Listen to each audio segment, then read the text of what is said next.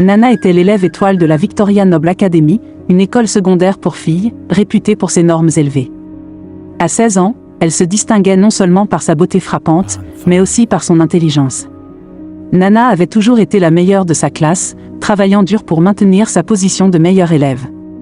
Chaque jour, elle se réveillait tôt, enfilait son uniforme scolaire impeccable et se rendait à l'école avec détermination. Ses longs cheveux noirs étaient toujours soigneusement attachés en 2 chignons, et son visage rayonnait d'une beauté naturelle qui ne nécessitait aucun maquillage. En franchissant les portes de l'école, les têtes se tournaient et des murmures la suivaient. « Voilà Nana », disaient les autres filles, toujours parfaite, toujours la meilleure.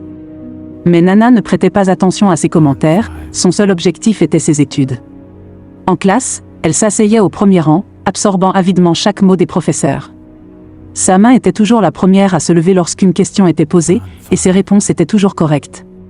Cependant, la beauté de Nana devenait une distraction, même pour les professeurs qui se surprenaient à la fixer durant les cours. Monsieur Thompson, le professeur de mathématiques, bafouillait souvent lorsqu'il expliquait des problèmes à Nana. Monsieur Oka, le professeur de littérature, ne pouvait s'empêcher d'admirer son écriture gracieuse et ses essais réfléchis. Malgré cette attention, Nana restait inconsciente de l'effet qu'elle produisait. Après l'école, alors que les autres élèves se précipitaient chez elle ou dans leur club, Nana restait en classe, sortant ses livres pour plonger dans ses études. Un soir, alors que le soleil se couchait, projetant de longues ombres dans la classe vide, Nana était profondément absorbée par son manuel de littérature. Elle ne remarqua pas quelqu'un entrer dans la pièce. « Nana, tu es encore là », appela une voix. Nana leva les yeux et vit Esha, une de ses camarades de classe, debout à la porte. « Oh, salut Esha », répondit Nana avec un sourire. « Oui, je termine juste quelques lectures supplémentaires. » Esha s'approcha du bureau de Nana, ses yeux parcourant la pile de livres. Elle secoua la tête et laissa échapper un petit rire. « Si j'étais aussi belle que toi, dit Esha, je ne me fatiguerais pas autant à étudier.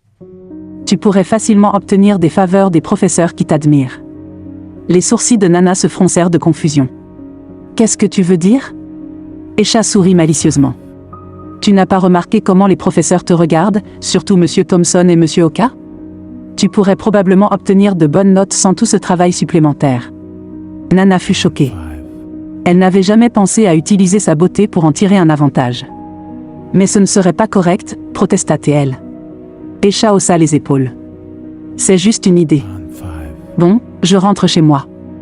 Ne reste pas trop tard, d'accord ?» Après le départ d'Esha, Nana resta là, le cerveau en ébullition avec cette nouvelle idée. Elle avait toujours cru au travail acharné et à l'honnêteté, mais Esha avait-elle raison ? La vie serait-elle plus facile si elle utilisait sa beauté à son avantage ? Avec ces pensées pesant sur son esprit, Nana rangea ses livres et rentra chez elle. Les rues étaient calmes, éclairées par la lumière douce des réverbères. Elle ne pouvait se débarrasser des mots d'Esha, et pour la première fois, elle commença à voir sa beauté comme quelque chose de plus qu'un simple attribut physique. Quand Nana arriva chez elle, ses parents l'accueillirent avec des sourires chaleureux. Ils étaient fiers des réussites de leur fille et l'avaient toujours encouragée à étudier. Mais ce soir-là, Nana était distraite. Pendant le dîner, son esprit était encore absorbé par la suggestion d'Esha. Dans sa chambre, au lieu d'ouvrir ses livres comme d'habitude, Nana se tenait devant son miroir. Elle étudiait son reflet, remarquant sa peau claire, ses yeux brillants et ses traits délicats. Avait-elle été aveugle face au pouvoir qu'elle détenait ? Tandis qu'elle se couchait cette nuit-là, Nana prit une décision. Demain, elle essaierait quelque chose de différent. Elle verrait si Esha avait raison quant au pouvoir de sa beauté. Le lendemain matin, Nana se réveilla plus tôt que d'habitude. Elle se tint devant son miroir, hésitant un instant avant de sortir sa trousse de maquillage, un cadeau d'anniversaire qu'elle n'avait jamais utilisé. Les mains tremblantes, elle appliqua une fine couche de fond de teint, une touche de blush et un peu de gloss. Elle laissa ses cheveux tomber en vagues douces autour de ses épaules. En entrant dans l'enceinte de l'école, elle ressentit immédiatement la différence. Plus de têtes se tournaient que d'habitude, et les murmures semblaient plus forts. Même certains professeurs la regardèrent 2 fois en la voyant passer. Pendant le cours de mathématiques de Monsieur Thompson, Nana décida de mettre l'idée d'Esha à l'épreuve. Lorsque le professeur distribua un contrôle surprise, Nana ressentit une vague de panique, elle n'avait pas étudié pour ce test. Mais ensuite, elle se souvint des paroles d'Esha. Alors que Monsieur Thompson récupérait les copies, Nana leva les yeux vers lui et lui sourit doucement. « Monsieur Thompson, dit-elle doucement, j'espère avoir bien réussi ce contrôle. J'aimerais vraiment maintenir mes bonnes notes dans votre classe. » Monsieur Thompson sembla troublé.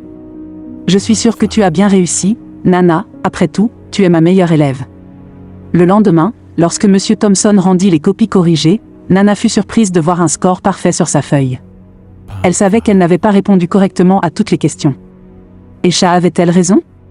Encouragée par ce résultat, Nana tenta la même approche avec d'autres professeurs. Un sourire ici, un mot gentil là, et soudainement, elle se retrouva à obtenir de bonnes notes à des tests pour lesquels elle n'avait pas étudié.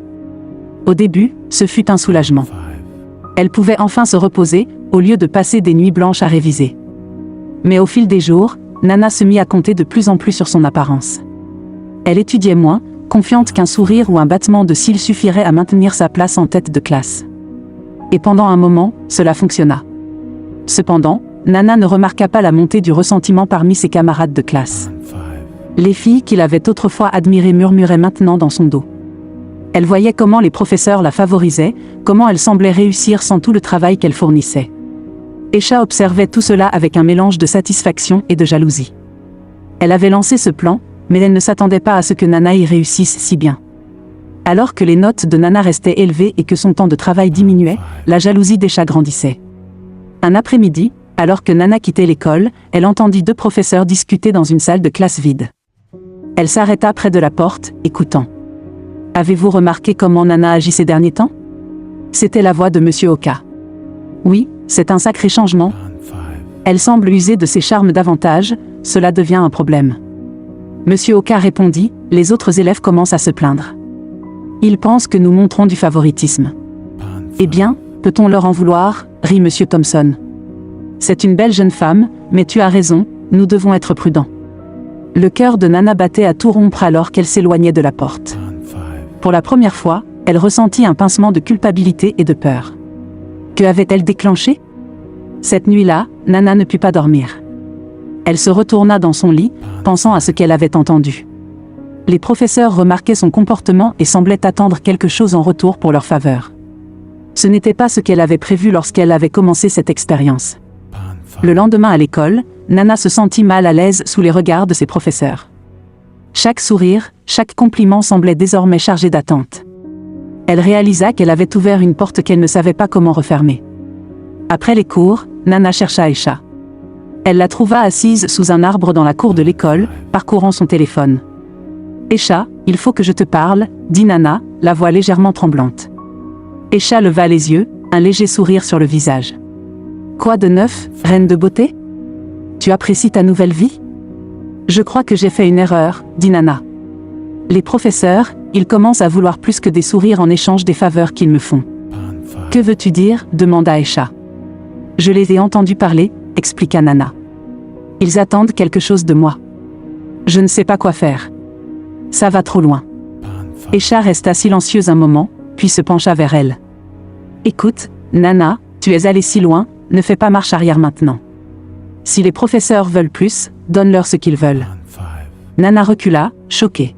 « Quoi? Non, je ne peux pas faire ça. »« Pourquoi pas ?» insista Aisha. « Ce n'est qu'un petit pas de plus. Pense à tous les avantages que tu as eus. Tu veux vraiment tout abandonner? » Non, Aisha, c'est mal. Je n'aurais jamais dû commencer ça. Je vais tout arrêter maintenant. Alors que Nana s'éloignait, elle ne vit pas le regard sombre qui traversa le visage d'Aisha. Elle ne savait pas que sa décision d'arrêter déclencherait une série d'événements qui bouleverseraient sa vie. Le lendemain matin, Nana se réveilla déterminée à remettre les choses en ordre. Elle attacha ses cheveux en 2 chignons, comme d'habitude, et alla à l'école sans maquillage. Elle était prête à affronter les conséquences de ses actes et à revenir à ses anciennes habitudes de travail acharné et d'honnêteté. Mais dès qu'elle entra dans l'enceinte de l'école, elle sut que quelque chose n'allait pas. Les élèves étaient rassemblés en petits groupes, murmurant et la pointant du doigt. Confuse et inquiète, Nana se dirigea vers sa classe. En entrant, un silence se fit dans la salle. Ses camarades la fixaient avec un mélange de dégoût et de pitié. Le cœur de Nana commença à battre plus fort. Qu'est-ce qui se passait? C'est Aisha qui brisa finalement le silence. « Eh bien sûr, dit-elle fort, si ce n'est pas notre petite chouchoute des professeurs, ou devrais-je dire, la petite traînée. » Nana eut l'impression d'avoir reçu une gifle. « De quoi tu parles ?» demanda-t-elle, la voix tremblante. Aisha se leva, un sourire cruel sur les lèvres. « Oh, allez, Nana. Tout le monde sait ce que tu fais pour obtenir de si bonnes notes. coucher avec les professeurs, c'est vraiment bas, même pour toi. Le monde de Nana se mit à tourner. Ce n'est pas vrai, cria-t-elle. Je n'ai jamais fait ça. Mais ses protestations tombèrent dans l'indifférence. La rumeur s'était répandue comme une traînée de poudre à travers toute l'école. À ce moment, Madame Agatha, la directrice de l'école, apparut à la porte de la classe, le visage fermé et la voix froide. « Nana, viens dans mon bureau immédiatement. » Nana suivit la directrice à travers les couloirs, sentant le regard de tout ce qu'elle croisait. Des larmes commencèrent à lui monter aux yeux. Dans le bureau de Madame Agatha, la directrice ne perdit pas de temps. « Nana, j'ai entendu des rumeurs très troublantes à propos de ton comportement avec les professeurs. C'est une accusation très sérieuse. » « Mais ce n'est pas vrai, plaida Nana. Je n'ai jamais fait une telle chose. Oui, j'ai essayé d'utiliser mon apparence pour obtenir de meilleures notes, mais je n'ai jamais été plus loin que ça, je le jure. » L'expression de Madame Agatha resta dure. Que ce soit vrai ou non, le mal est fait. Des parents appellent pour menacer de retirer leurs enfants si tu restes dans cette école. Tu es devenue une responsabilité pour nous, Nana. Le sol sembla se dérober sous ses pieds. Qu'est-ce que cela veut dire ? Demanda Nana, la voix tremblante. Ça veut dire, répondit Madame Agatha avec un soupir, que nous n'avons pas d'autre choix que de t'expulser de l'Académie Victoria Noble. Le choc fut comme un coup physique. Expulsé. Son dossier parfait, ses rêves de terminer en tête de sa promotion, tout s'effondrait en un instant.